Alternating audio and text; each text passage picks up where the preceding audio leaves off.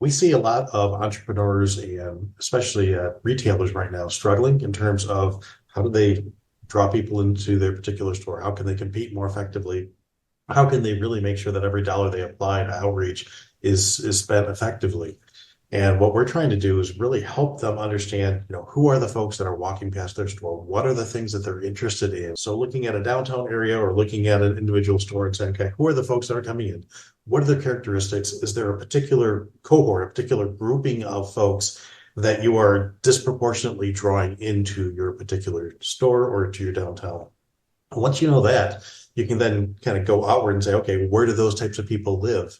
How can we sharpen maybe our electronic advertising through, Facebook or Google or whatever other kinds of advertising you're doing to reach them more effectively? Something else that we've done, similar to what you said, as far as, you can see which days they come. You can also see which hours they come.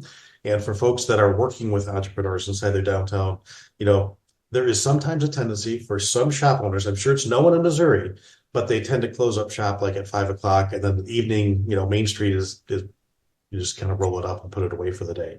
One of the really interesting things that you can see with this, and then have conversations with your entrepreneurs is, maybe the peak traffic isn't that earlier part of the day. Maybe the peak is later on.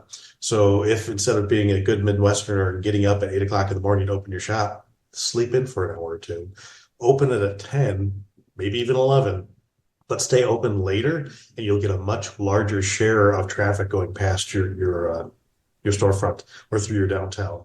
That can be very powerful for those who are interested in making those kind of adjustments. Similarly, if there's festivals and those kinds of things, sometimes shop owners are a little bit frustrated that there's an event going on, but they didn't really get that many people coming through their door.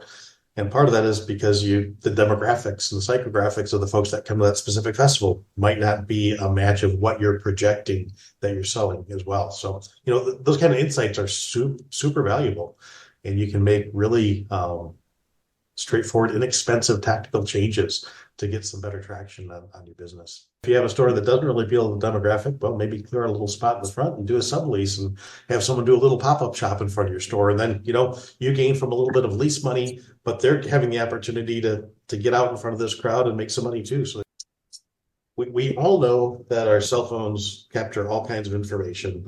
It's a little bit disconcerting when you start realizing what kind of information is available out there. But if it's treated properly, in a way that does protect privacy and is done respectfully, it can have a huge impact in terms of the town, in terms of individual businesses. And there's a lot of resources that are available for, low cost or free that can be incredibly useful for an entrepreneur or for a downtown. So hopefully the information that I share in September can be valuable, give you some insights, give you some ideas.